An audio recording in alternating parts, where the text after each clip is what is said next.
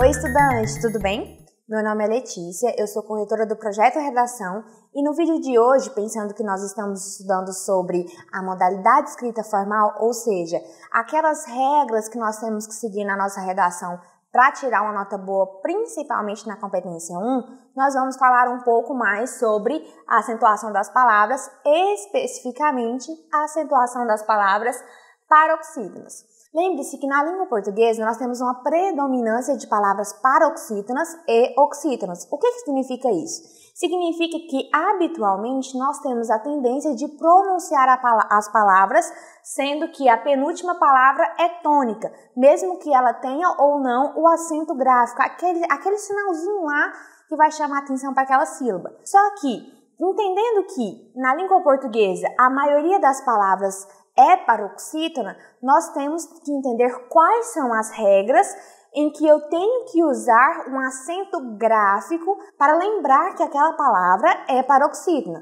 Portanto, entendendo que a palavra paroxítona é aquela em que a penúltima sílaba, ou seja, a segunda da direita para a esquerda, é a mais forte, é a tônica, nós entendemos que nós temos algumas regras para a acentuação dessas palavras. Vamos olhar aqui no quadro, percebam.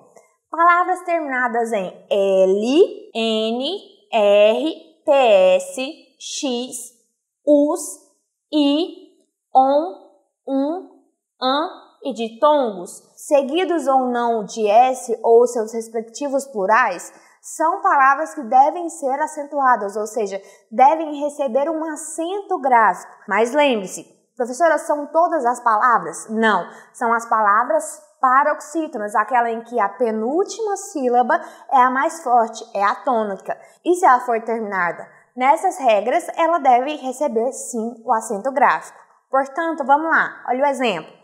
Palavra fácil é terminada em L, portanto, recebe o acento agudo, o acento gráfico. Pólen, terminada em N, portanto, recebe o acento gráfico. Cadáver, terminado em R. Bíceps, terminada em PS, ou seja, perceba, da direita para a esquerda, bi é a segunda sílaba, é a penúltima. Portanto, se a palavra for terminada em PS, deve ser acentuada. Tórax, terminada em X. Vírus, terminada em US. Júri é uma palavra terminada em I, também deve ser acentuado. Mas temos que lembrar também dos plurais, ou seja, como assim, professora? I, mas também pode ser IS, como por exemplo a palavra lápis. Lápis é uma palavra terminada em IS, portanto, também deve ser acentuado. Iandon é uma palavra terminada em ON, mas lembre-se que isso é no singular. Se fosse no plural, seria íons, que também é uma palavra acentuada. A palavra álbum, terminada em U, mas se fosse álbuns, terminados em UNS, no caso o plural da palavra álbum, também deveria ser acentuado. Lembrando também que nós temos a regra de acentuação da palavra órfã, ou seja, órfã é uma palavra terminada em atil. Ah, professora, mas o til também é um acento? Sim, porque é terminado, a regra é atil, seja ela o atil, o, por exemplo, de órfão, seguidos ou não de S. Então, mesmo que seja o til a última a acentuação, lembre-se que a regra se diz respeito ao an e não necessariamente à letra A. E por último, a regra diz que as paroxítonas terminadas em ditongo devem ser acentuadas, como por exemplo a palavra joque, esses ditongos orais. Então, lembrem-se disso, toda paroxítona terminada em ditongo deve ser acentuada, ok? Então, lembrando que toda paroxítona terminada em ditongo é acentuada, nós temos que lembrar de algumas especificidades das regras de acentuação das paroxítonas. Vamos lá.